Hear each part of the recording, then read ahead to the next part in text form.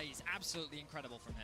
I mean, I Rolling see what Twitter you're doing, really quick, Vedius. guys. Seeing You're trying to put on the screen C9 losing so that it continues to happen if today. anything is Personally, fucking I feel like the game was already interesting. over at this point. It was like I mean, 7-0 obviously, goal. there's like the Pyosik Dragons, tweet, like, what's the which point? I never really replied to.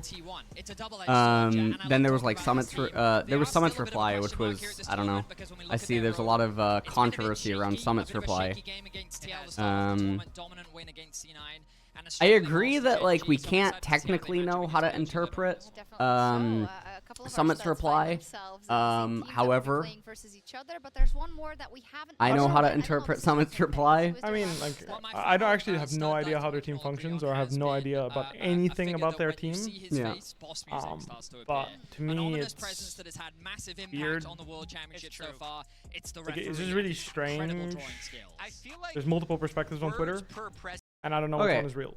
Like, So, I don't know. I mean, here, look, I'll just do this, right? All right. So, like, obviously, I made this tweet, right? I'll just reply to this Twitch chat. Let me get Delverse. Duo, like we saw. So here's the thing. Pyosik claiming APA has a small champion pool is hilarious. It's almost defamatory, even when you consider APA has requested to play other champions and told he isn't allowed, won't be able to in the past year. Absolutely wild. Now, I'm making this claim from personal information, right? One, because obviously direct communication with the player, as well as I know this to be true, right? I know that he has requested to play other champions and been told that, right? It's absolutely wild. So this year he's played 16 champions. Now, some of this does include Academy. Palafox is also at 16. They're tied for the most unique champions played by an LCS mid laner. Some players are as low as 8 in other regions. So in the interview, now this is all translated. I mean, why didn't you pick Lee Sin before the jungle pick got pushed down to the second pick phase? I'm just asking out of regret. It's all over now after all. I'll be honest, my mid laner does not have a large champion. Now, he's saying large champion pool. Now, if Pyosik wants to say that APA can't play other champions, I think that he would just say that because this is being translated, right? So that there's no way that I was going over this with Reynad yesterday, and like one of the things that like he brought up that the public really likes to do is the person that they like always gets benefit of the doubt and they must be right. And the person that they don't like is thought policed, and you know, it's like really weird when we go into the mentions and like people are like trying to make up or interpret something that just simply wasn't ever said by Pyosik, even though there's clearly the capability to just otherwise have said it directly, right? And they're two very different statements. We decided if we draft our bot lane and jungle in the first 3 picks of the draft phase, and Gam decides to target ban our mid lane in the second ban phase, APA won't have that many champions left to play. Okay, let's just draft Ahri in our 3rd pick. So this is apparently like the conversation. Summit obviously replies. We'll get back to that.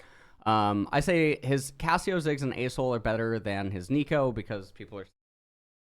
APA obviously is predominantly a Nico player. And then this comes in. Here comes Ellis defending one of his boys yet again. Anyone with eyes knows he has a small champion pool. So this is just really weird to me because, again, objectively, you can look up that he has played an abundance of champions. Now, if we're saying that he has a small champion pool because he's rotating the same amount of champions, so is everyone and their mother, right? Everyone and their mother in top lane is rotating 3 or 4 champions. Everyone and their mother in bot lane is rotating 2 or 3 champions right now. Everyone and their mother in mid lane is rotating 3 or 4 champions. It just happens to be that APA plays some non-traditional champions, right? And that he doesn't play he doesn't spam the traditional mid lane champions. The idea that there are mid laners that are playing, 10 unique champions all at an extremely high level is absolutely absurd. The reality is that most mid laners are only rotating about 3 or 4 champions. This is actually just how pro play works. So it's like really bizarre to just say that someone has a small champion pool. The only time that small champion pool actually ends up getting thrown around, typically, you'll actually notice this also happened with like Nemesis, right? Way back in the day when someone plays non-traditional champions. But no one ever actually stops and pauses to ask, is the non-traditional champion a non-traditional champion, or is the non-traditional champion an actual meta champion? They just happen to be the only person that actually plays it. In this case, APA, I think it's very evident that Ziggs is meta caliber in terms of power level. No one else plays it.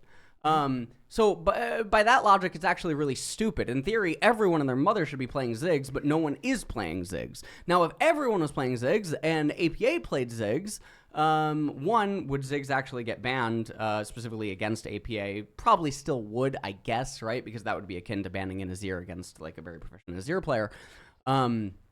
But it is just, like, really weird. Sure, he, like, plays Nico and stuff. And yes, sure, his Jace is not very good and everything else. So I say he's bad on Jace. His Ziggs and casts are much better than his other champions. Nothing is as bad as this Jace. like Joyce. You like that? Joyce. Probably on your phone, no? Yeah, it was on my phone, yeah. Being able to have a large champion pool is one thing. Knowing how to play each one well is another. I don't think that's the point he's making, or it would be phrased different, but I agree with this person's sentiment, right? It's sickening how you always defend players just because you're friends with them. He is trash. We have said that straight, and obviously I just quote that I already obviously flamed APA's performance at Worlds. And then there's just a bunch of comments here, right? Now, obviously, there's the Summit reply from this morning, which was really strange. Now it's the triple dots, and there's a lot of so also there's like Forrest, right? Forrest replied, "Isn't this because his pool just consists of champs that are by and large dog piss?" Like, he can play Asol, cast Ziggs, but who the fuck cares if he can't play Ori, Azir, Jay, Syndra? So, one, I don't think it's fair to say that he can't play Orianna, right?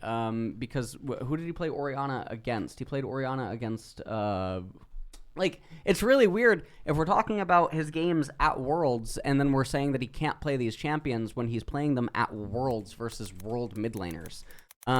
Because most players can't play most champion, or like if we're gonna evaluate some people on like various champions and stuff and say that they're like really bad or they're gonna have really bad games, I just think it's really disingenuous with like the sample size and stuff.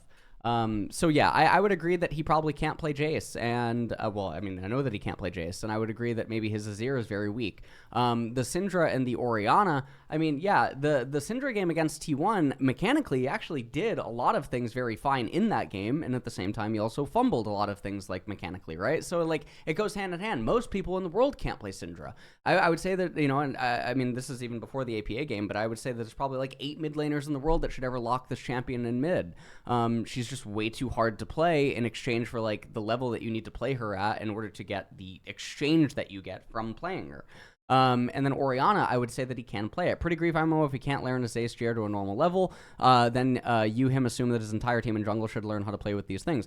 Well, again, I don't think Azir, like, this goes back to the main premise. Like, Ziggs is a meta-defining champion. Ziggs does fundamentally beat Orianna and Azir.